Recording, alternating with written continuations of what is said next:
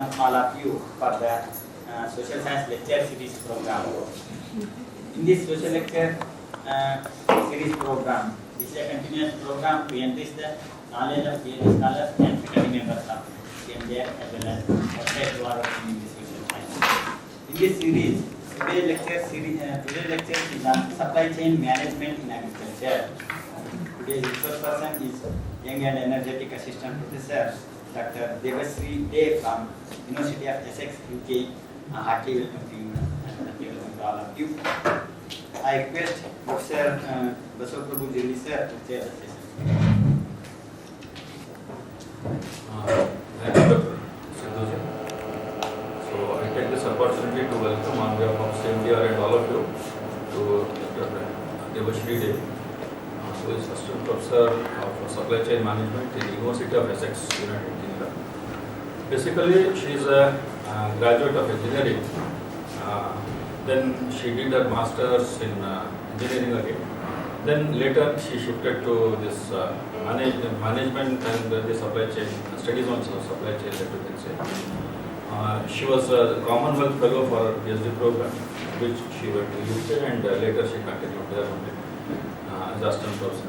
So now she is working in different countries: India, Sri Lanka, Kenya, and some of the African countries. This is the collaboration, and actually we started this type of studies in Varanasi. And when I moved from Varanasi to this place, and this is another opportunity for her, because now they will be having wider perspective in Indian context to look into the supply chain management, and they are focusing more on organic agriculture.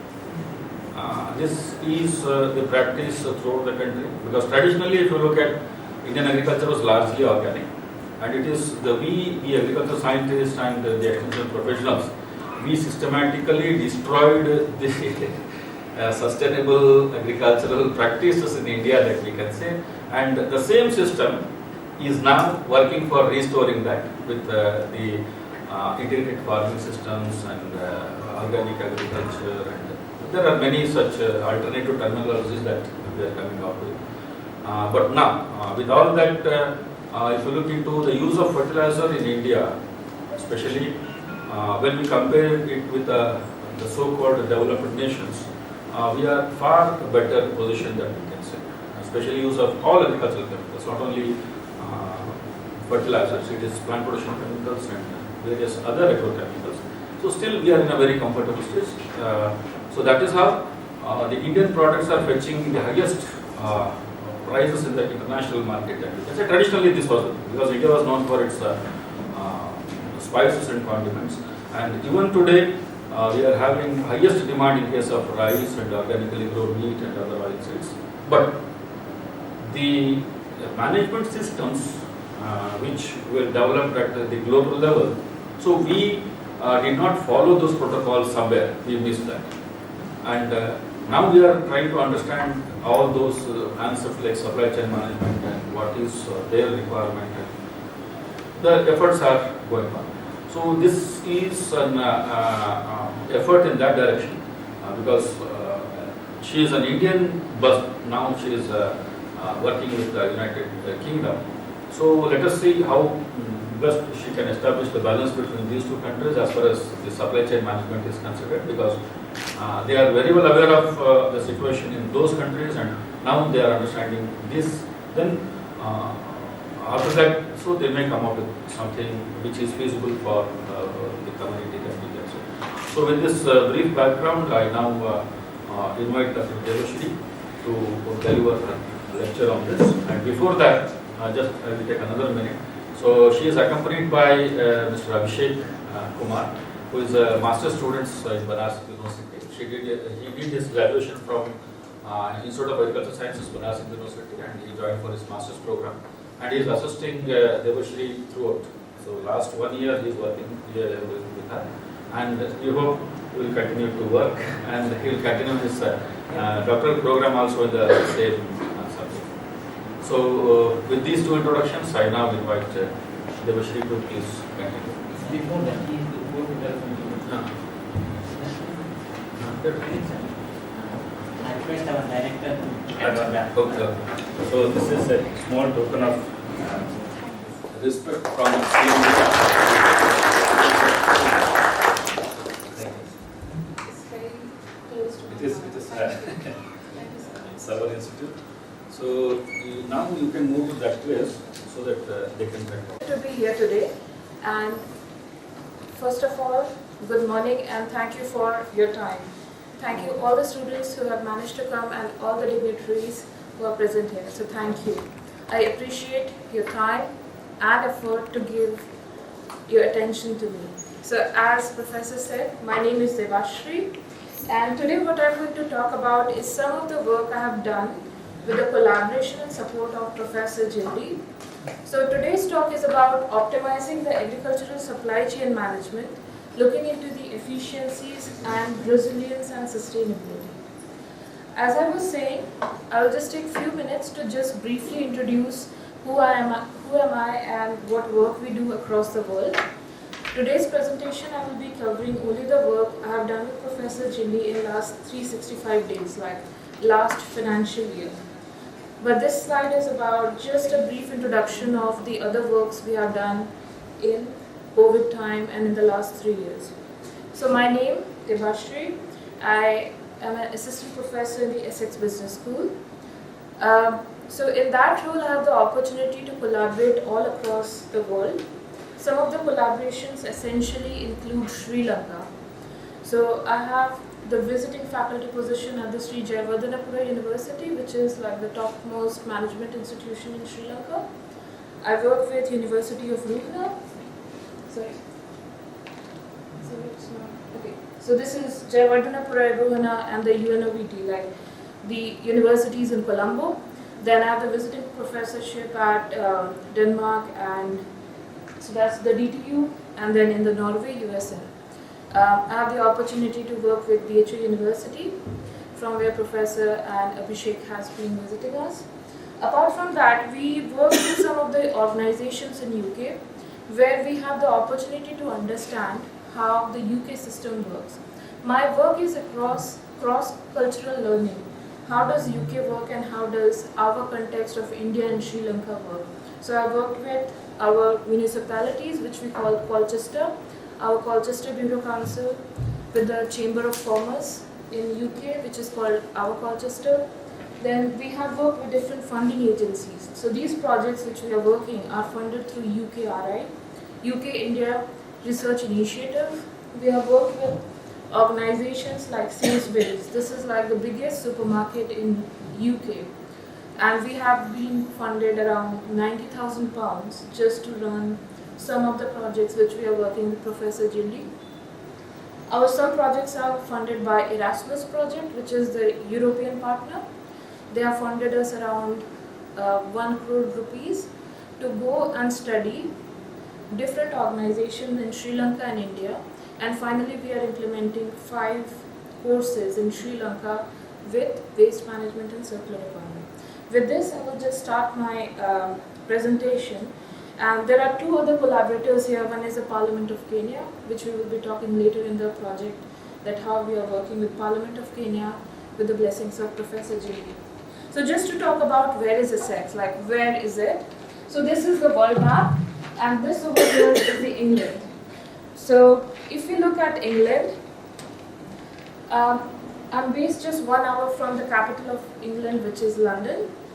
And this is my university, which we call Essex Business School. This is our university, which is a 100% sustainable university. We don't use any kind of electricity. We have all renewables, all wooden structures. So this is where I come from. And this is how my district looks like. Because when we work in agriculture, we talk about districts. This is Colchester, and this is Essex. So I'm based over here. And this is just 1 hour from London. Today what I'm going to talk about is about 2 case studies which we have done with support of Professor Jildi about how we can make food banks resilient. We are going to compare and show you some insights what the project was about. And the second project is about organic farming. So before we start, let me just give a brief introduction. What is supply chain? What do we mean by supply chain? So for example, I have this product. I bought it from the market. Supply chain means how did it come to my hands? So So you had a supplier who made it, who bought something, he processed it, he did the manufacturing, then gave it to the distributor, he brought it to a store. I as a consumer went to the store and picked it up. Supply chain means movement of a product from the supplier, went through different processes, and finally it reached the consumer. In between what happened, there was a flow of product. Maybe the supplier just gave the batteries. There was another supplier who gave the body. So there is a flow of product, and the next thing what is happening, flow of information. So for example, when we shop at Amazon, it tells us when will the product be delivered at your home. It will tell that today your product is at Bangalore, tomorrow it will reach the Harvard. So supply chain is the flow of material and information from the supplier all the way to the consumer. So that is what we mean by supply chain. Now there is like my expertise is in operations management and supply chain. So operations management means you take a certain raw material, you do a certain kind of an action on it, and then you make a product. So let's say we want to make a roti, right? So the wheat is the raw material. The operations we do on the wheat, like we knead the dough, we bake the roti, that is operations. So supply chain involves many small operations. So for example, we have made this, but we need to package it and give it to the courier to be sent to the customer. That is called logistics operation. So we have different small activities called operations, and in the whole chain we call it supply chain. Supply chain means we will have small coordination between the different angles. During COVID, we saw the role of supply chain. If there is COVID and there is a lockdown, half of the things got stuck. Why? Because it was going through a supply chain, it was going through a network. There were trucks involved, there were logistic companies involved, there were shops involved, which facilitate the smoothness in our life. The role of supply chain is it drives the cost of a product. Why do we see that every product now available in India is made in China? Because that supply chain helps in giving the cheapest price available to the market. So with this, I will just progress ahead. I was talking about agricultural supply chain. So what is agricultural supply chain? There are farmers, there is a processor who packages the food, then there is a distributor. So we as a consumer either goes to the distributor or we go to a retailer and pick up our food. So this is a very simplistic representation of agri supply chain. And as I was saying, there is a flow of the material and there is a flow of information. The farmer should know how will be the demand of the product in the market so that he can grow an appropriate quantity. If there is an excess of production, for example, excess of banana in the market, the price of the banana will drop. So in this supply chain, there is a balance between how much material you want and you want a balance of information as well. That how much quantity of the product should come to the market so that everyone gets their best value. Now extending this, I'm just going to talk about my project number 1, for which I and Abhishek are visiting Dharwad today. This is a project 1 where we are talking about optimizing the food banks, and then I will talk about the project 2, which is about organic farming. So this project was written by me and my colleague at Essex Business School, and our supporter is Professor Jilly. This is around £10,000 project funded by the British Academy. This project talked about you have a UK food supply chain. So this is how a UK food supply chain looks like. In UK we don't have sabji mandis. Do we call it sabji mandi in Dharwad? Where you go to a local shop and you buy your vegetables.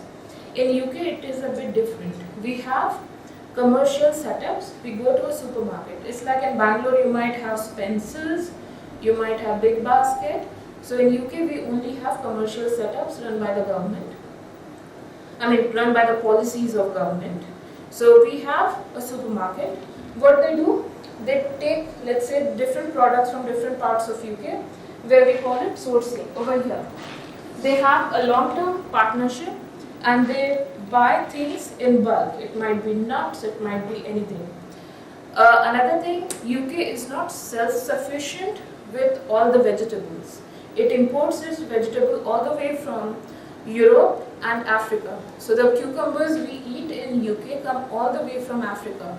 The bananas we eat in UK, they come from Ecuador. So that's why we have a supermarket. They procure the things from all across the world. So we have a quality check, we have a sourcing. Now as a manufacturer, their job is to package it. You have a banana coming all the way from Ecuador, you package it up and then you send it to Sainsbury's. So we have, let's say, the grapes coming from the north of England, we have something in the south, bringing vegetables, fruits, we have quality checks. In the supermarkets of UK, we have pristine quality. All the beans are of same size and they have, it's not that one is overripe and one is underripe. All the vegetables are of the finest quality. That also creates a problem that some vegetables which doesn't look pristine, they are rejected from the supermarkets. So we have a quality check at every level because the food which is reaching there is of extreme export quality. We come to the distribution centers. So when we are saying that as a consumer we go to Sainsbury's to pick up our food, there are many distribution centers where they store the materials which is getting packaged. And we as a consumer, we go to a supermarket or a superstore and get our food. We also have the opportunity to return our food if we want.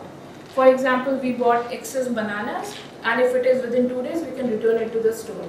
So this is how an identical UK food supply chain would look like. This is how I buy vegetable in UK.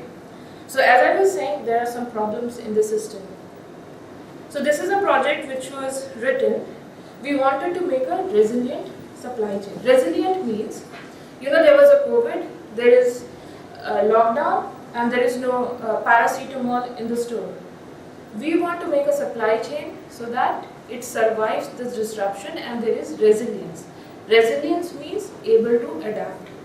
Okay, there is no paracetamol which is coming all the way from Delhi. Can we negotiate within Hooghly and find where there is paracetamol and we can bring it to the system? Resilience means adapting to the disruption and making appropriate changes. So this project is about, we have food banks in UK, so we were trying to make resilient food banks for the communities which are vulnerable. And there is something called cost of living crisis. So you know that there is a war going on between Russia and Ukraine. So the Western world condemned Russia. So Russia did what? They stopped giving petrol and gas to the Western world. What did that lead to? The prices of the gas and electricity doubled to tripled and now it's 5 times the original price. The impact of this is, the tomato coming in UK is shipped all the way from Spain. So the tomato which I was buying for £1, 6 tomatoes cost 100 rupees in 2021 before the war. Today I have to pay 350 rupees for 6 tomatoes. I'm an Indian and I put tomato in everything. My prices for tomato is like gone. So we had something called cost of living crisis. If I was paying 4,000 rupees for my electricity bill in 2021, in this summer, when I'm not even using the heater, I have to pay 35,000 for the electricity bill. This is called cost of living crisis because there is a cut down of electricity from Russia. So our project is, prices have gone up and the people in UK are struggling to cope up with this price change. So how can we make the UK food bank supply chains resilient so that everyone can get food? And how did we do that? We showed them the examples of the different community kitchens from India. That how does India provide food and prasad to anyone and everyone in India. So this was our project and I will take you through some of the insights of this project. So this is a food bank. You have to refer to the Council of UK and tell them that you are struggling to pay your bills. They will give you a voucher. You have to take the voucher and go to a food bank. The food bank looks like this. They will give you a carton of milk, rice, egg, oil, salt. It's like a ration store in India. So we have food banks in the Western world, and because of the cost of living crisis, the demand of the food in the food bank significantly increased. So there is a formal setup of food bank, as well as some people started donating more food to the food bank so that people can have food. This is just an example of a food bank. So what was happening? Because there is cost of living crisis, more people needed the food from the food bank. But there was not enough food available in the food bank to be given out to the people. So we were trying to answer the question, how can we make sure everyone gets the food? How can we build in resilience? So we call this supply chain as surplus supply chains. This is a food surplus and we need to redistribute it. So this is how this food banks look like. So this is a supply chain for a food bank. So what is the mechanism by which a food reaches a food bank? So we have a farmer, we have the processors. So basically this was the Sainsbury's. This is the Sainsbury from where I was buying the food. Now this Sainsbury has a moral obligation to donate some food to the food bank. So let's say it donates 10% of its food out of CSR, corporate social responsibility, to the food bank. Now the other thing is, now people, the shoppers, they voluntarily donate some of the food to the food bank, saying that okay, cost of living crisis is too high. They personally go and donate some food for the poor. There are some schools, there are some local firms, and they donate some food to the Trustwell Trust, which is the food bank. And finally, this is where there is a warehouse and they have an idea of which food bank they should distribute, and that's how the food bank gets the food from the main warehouse. So this is where someone from the council goes to a food bank. They have, like this is the main warehouse where all the food is collected all across the UK and the food reaches here. There is another type of supply chain where the charities get involved in UK. We have state agencies and we call it fair share. They take the food from the markets. These charities get involved.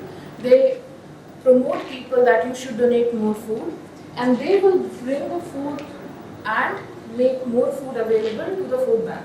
So one is without the charity involvement, one is with the charity involvement. So this is just an example how a charity, fair share, we call it fair share. They go to the supermarket, they keep many pamphlets. Thank you. Thank you.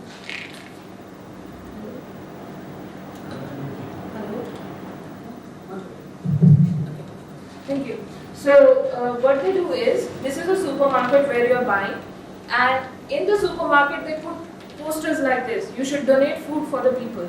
So some people will leave, let's say, a packet of rice as a donation.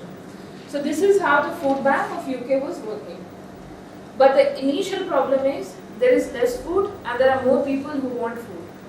So this is where our project came handy, that we as Indians, we have these kitchens which are running through across the years. We have like Amritsar's, the world's largest community kitchen. They have served food to the people ages and ages. If there is a crisis, let's say if there is a flood, there is a war, there is COVID, these kitchens actually multiplied their production. They fed more people than going the other way around. So we propose that we are looking into these supply chains. How do these community kitchens run year after year, and they are very resilient. So we are saying that a setup like this costs around $4 million US in just 1 year of the running. So what is it which is driving the supply chains? So we are looking into different indicators and variables. We are looking into, for example, they use biogas to run their full kitchen. So one of the fuel indicators in UK is like they are not using renewable sources of energy. So we are looking into these supply chains. One is the Amritsar, where they have this kitchen. We have Annapurna Mandir in Varanasi, which is very important place for any Hindu to go there and have a prasad from there. So our story is, while the Western world really struggle with their food, we have these kitchens providing prasad day in, day out at any point of time. We have at Dharmasthala, we have a mat which provides food. Abhishek, would you like to talk a bit about the Odisha Mega Kitchen? Yes, sure. So this is the Collector Institute of Social Sciences and was started by Dr. Achyut Samanta. He had started with 125 tribal students, but now they are working, providing services to 25,000 students. They not only provide education from kindergarten to post-graduation, they also provide free food, free hostel. And they are not just providing food, but they are focusing on nutritious food. Like for student pursuing education, they are going to education background, the menu for them is different. And the sportsmen, they are producing sportsmen who have participated in Asian Games. So the menu for them is different. So they are not just providing food for free, they are providing nutritious food. That is ma'am. So through these cases, we want to see how our Indian setup, our faith, is able to provide food with dignity. We are not labeled like. So we say that these Prashad centers, they provide us dignity, they provide us faith, they provide us nutrition. And then we know that there is a Michelin star called Vikas Khanna, who was the chef for Obama when he was a president, and he runs the first Michelin star restaurant in New York. He says that he learned to cook in the Amritsar Langar. We want to claim that we make the tastiest of the food, while in the food bank we are given the basic necessities. So our question here was, through this project, which was supported by Professor Jimmy throughout different brainstorming sessions, we wanted to see that how does these two supply chains work, the one in UK and one in India, and how can the UK supply chain learn during these uncertain times. So while India has the power to provide more food when there is a crisis, how they do it, what will be the business model around it, and how does that actually impact the vulnerable communities, and how does that help these vulnerable people to come out of poverty, to reduce their hunger. That was the main goal. So what we do is like we are running these pilot studies. So we have done the whole pilot study in UK through all those supply chains. We have interviewed the people. We have asked the question how they will be able to provide food for everyone. Like the question is how. And then we are looking into the risk involved. We are trying to find the indicators that before the food shortage happens, we should be able to flag it that there will be no food very soon in those food banks. So we are trying to make that indicators of food shortages. So we are trying to make an evaluation criteria through which we understand the risk, what are the early triggers of food banks, and we want a recommendation that how can we improve the resilience. One of the things we are very carefully looking into our Indian community kitchens are, we know that we have never suffered a shortage of the food in these community kitchens, but we are also looking into how to make sure that they are not wasting any surplus food. So how do they make sure that only the appropriate quantity of food is cooked? While there is a problem with the forecasting, they never know how many people would turn up. So this was just an example of the project 1. This project ends on 31st of July, and then we will apply for the phase 2 of this project. This is a project, another project which we call organic farming. This was supported by Professor Julie, and then we have a co-PI from Scotland, Dr. Abraham. And this is also supported by the Ministry of Sri Lanka. So he is Professor Kamal. He is a dean and faculty and also in the cabinet in Sri Lanka. So we are looking into, so we know that in Sri Lanka we started doing the organic and they faced many kinds of challenges. In this project, we are doing a cross-learning activity. We know what is organic farming, what are the challenges at different stages. We also went down to Colombo to understand what issues the Sri Lankan farmers faced when they started doing the organic farming, because they started organic farming 3 years before as a mandate by the government. So I just googled what is organic. So it is just today's news. So we see a lot of information and discussion about organic farming in just last 24 hours.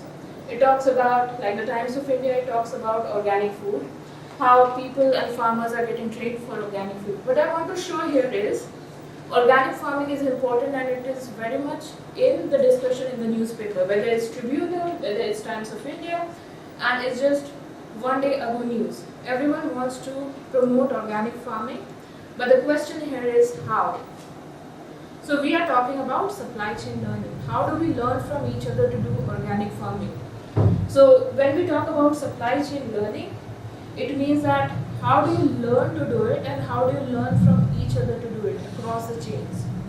Now when we talk about this learning, we are trying to understand how people learn operations.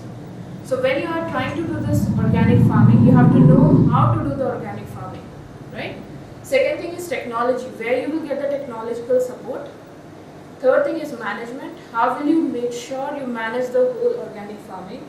If there is an insect manifestation, what are you going to do? How you are going to do, how you are going to make your produce survive.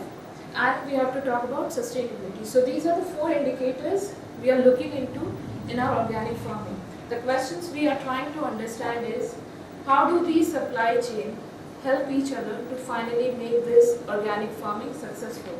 So for example, the supermarket has to promote, has to give an access to the farmer to sell their organic food, because organic food is comparatively a bit more pricier than your non-organic food. So how does each actor of your supply chain helps in promoting organic farming? The next question we are looking into is, what is the consequence of this? If a supermarket starts selling organic food, does that bring in more consumers? So we are looking into, this is the supply chain. We have farmers, we have wholesalers, the wholesaler who sell the food of organic farmers. We have processors, we have exporters, the exporter of organic India, like the people who export those organic food to the international market. We have retailers who are selling these organic food, and then we have the domestic consumers.